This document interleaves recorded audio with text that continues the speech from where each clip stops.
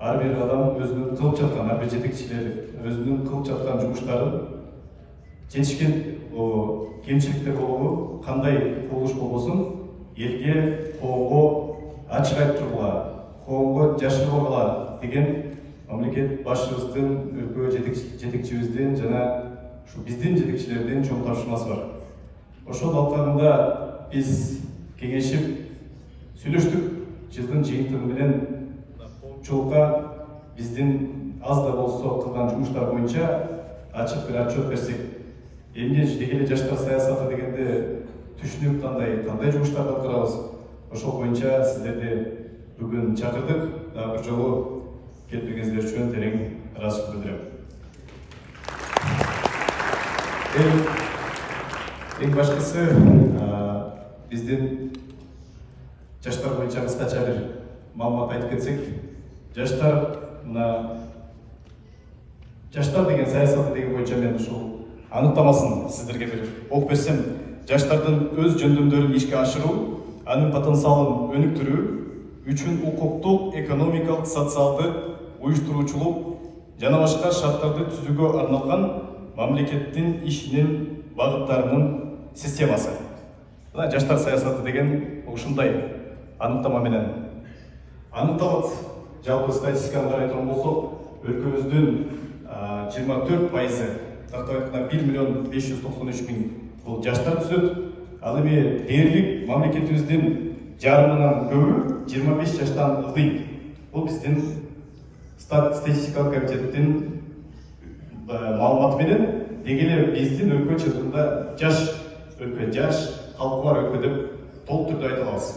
Мына мыйзамда көрсөтүлгөн биздин жашыбыз 14 жаштан 28 жашка чейин.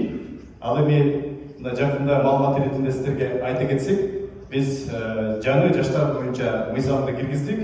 Комитеттин биринчи окуунан өттү. Ал жерде мына 30 жашка чейин деп биз сунушубузду бердик. Биздин эл өкүлдөрүбүз 35 жашка чейин, коңшу өлкөлөрүбүздө биздин жаныбызда өкүлдөрүбүз 35 жашка чейин мына бар. Ошондой стандартка алып келсек деген сунуштарын бердик. Бул боюнча азыркы учурда жумуштар жүрүп жатат. Азыркы учурда биздин жашыбыз 28 жашка чейин жаштар болуп эсептелмек. 53% мырзалар, 9% бул аялдар, кыздар. Биздин жаштар багыты Конституцияда так бекитилген. 47-беренеде 2 берене менен жаштардын аныктамасы так коюлган. Мына ошол жаштар саясатын жүргүзүүчү мамлекеттик ыйгарымдуу орган катары биздин Маданият, маалымат, спорт, жаштар саясаты министрлигине жүктөлгөн. Мына ошол алкагында биз бул багытта ишти алып барабыз. Биринчи алгачкы ченемдик укуктук актылар боюнча айта кетсек, бизде жалпылап айткалы, мына 2021-22 жылдары ченемдик укуктук актылар 5 иштелип чыкты. Аны кабыл алынды.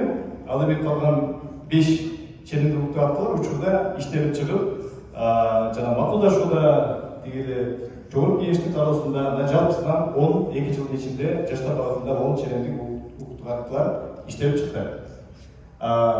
Эми кыскача 21-22 жылга чейинки баягы жылдардын арасындагы отчет боюнча сиздерге кыскача маалымат берип берсек, биз 21 жылдын апрель айында жумушка келдик.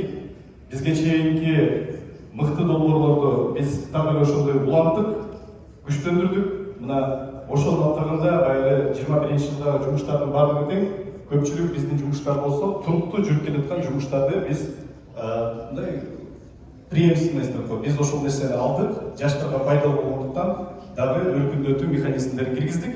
Жалпысынан 22 жылдын аралыгындагы, 1,5 жылдын аралыгындагы отчетту сиздерге айта кетсек. Жалпысынан өткөрүлгөн Кыргызстан боюнча иш-чаралар биз 94 иш-чара өткөрдүк. Анын республикалык масштабта 32, аймактык масштабта 10 иш-чараны өткөрдүк. Жаштар багытында өткөн эл аралык иш-чаралар жалпысынан 53, анын Кыргызстанда өткөнү 6, чет өлкөдө өткөнү 19, өнөктөштөр менен 28 иш-чараны өткөрдүк. Жетекчиликтин жана аймакты башчылардын, бөлүм башчыларынын аймактарга чыгуусунда биз өзгөчө белгиледик. Себеп дегенде бул нерсени да өзгө приоритет кылып алдык. Аймактар менен жаштар менен жолугуп аймактарда иш алып барууну. Мына жалпысынан 1,5 жылдын ичинде жетекчилик 17 жолу аймактарга чыкты. бул башкармалыктын башчылары 8 жолу чыкты. Маанилүүсү биз жаштар саясатын бирдиктүү, баягы бардык бир платформанын аркасында мамлекет колдоп атат деген бир күч болсун, ушундай бир системдүүлүк болсун деген максатта келечек мамлекеттик жаштар платформасын биз министрликтин атынан киргиздик.